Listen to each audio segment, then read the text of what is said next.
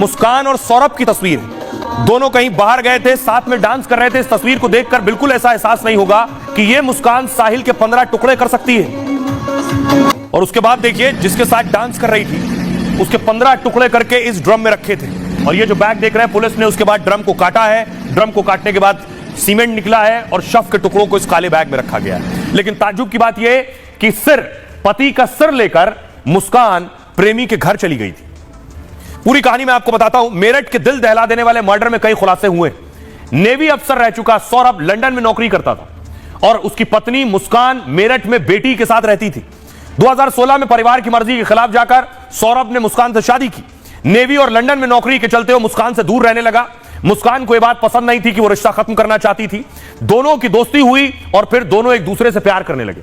मुस्कान और साहिल दोनों सौरभ को रास्ते से हटाने का प्लान बनाने लगे। सौरभ लंदन से कुछ दिन के लिए छुट्टी में भारत आया। दोनों ने उसका कत्ल कर शव ठिकाने लगाने की तैयारी की। मुस्कान ने ऑनलाइन पैकिंग बैग और ब्लीचिंग पाउडर खरीदा। साहिल और मुस्कान ने चिकन काटने वाले 2 चाकू भी खरीदे। फिर खाने में नशा देकर एक दिन सौरभ को सुला दिया। फिर बेरहमी से दोनों ने पहले सौरभ के सीने पर वार किया। बेरहमी से कत्ल के बाद अब बारी शव को ठिकाने लगाने की थी। दोनों ने सौरभ के हाथ और सिर काटकर बॉडी के 4 टुकड़े किए। पहले इन्हें पॉलिथीन में पैक कर ठिकाने लगाने के लिए रात में घूमते रहे कि इन्हें कहां फेंका जाए, कैसे ठिकाने लगाया जाए। जब ठिकाने नहीं लगा पाए तो साहिल के घर चली गई मुस्कान। वो सर लेकर, वो बॉडी लेकर और वहीं सो गए। मतलब पति के कटे सिर के साथ प्रेमी के घर मुस्कान चली गई।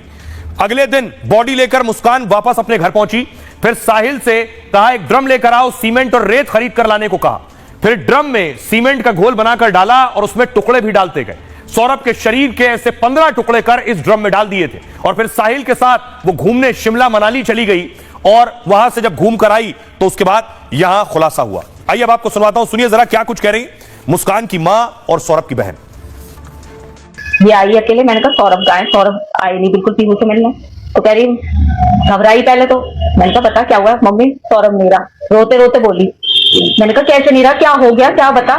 तो कहने लगी कि मम्मी उनका मर्डर हो गया। मैंने कहा मर्डर हो गया, किसने करा। तो उसने यही बताया कि उसके घर वालों ने मार दिया क्योंकि वो मुझे छोड़ नहीं रहे। उसके घर वाले तलाक चाह रहे थे, वो मुझे छोड़ नहीं रहे थे, इसलिए उसके घर वालों ने मार दिया। मैंने कहा बेटा तूने बताया क्यों नहीं। वो इस समाज के लायक नहीं है, वो खतरनाक है दूसरों के लिए भी।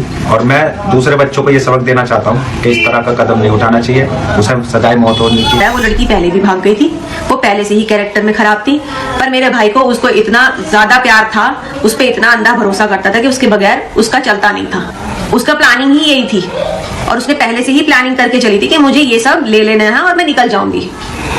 उसे ये नहीं पता था कि मैं फंस जाऊंगी।